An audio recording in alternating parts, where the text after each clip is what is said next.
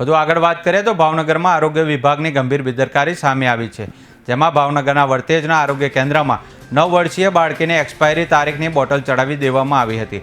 ડૉક્ટરને આ બાબતની જાણ થતાં તેમણે તરત જ બોટલ નીકાળી દીધી હતી, પરંતુ જો બાળકીને કંઈ થયું હોત તો જવાબદાર કોણ એ પણ એક પ્રશ્ન છે।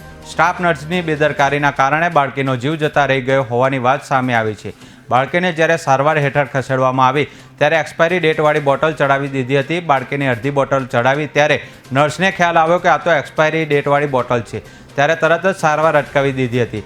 પરિવારજનોએ પૂછ્યું કે કેમ બોટલ ચડાવવાની બંધ કરી, ત્યારે ખબર પડી કે બોટલ તો એક્સપાયરીવાળી હતી અને આરોગ્ય કેન્દ્રમાં હોબાળો મચ્યો હતો।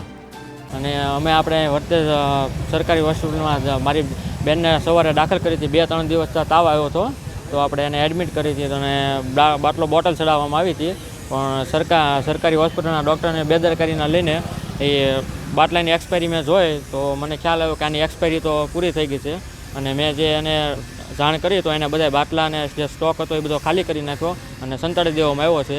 અને આ જે મારી બોટલ સડતી હતી એ પણ લઈ જતા હતા, પણ મેં ના પાડી દીધી, નથી લઈ જવા દીધી, એવું છે।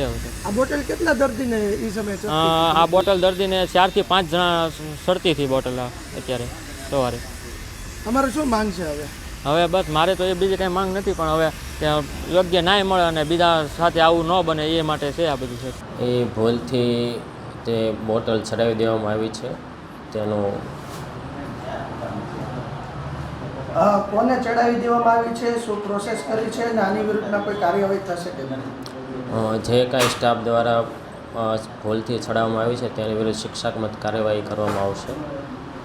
અને આ બોટલ એક્સપાયર થઈ ગઈ અને 4 મહિના થઈ ગયા છે, તેમ છતાં હોસ્પિટલમાં પડી છે, શું કારણ છે?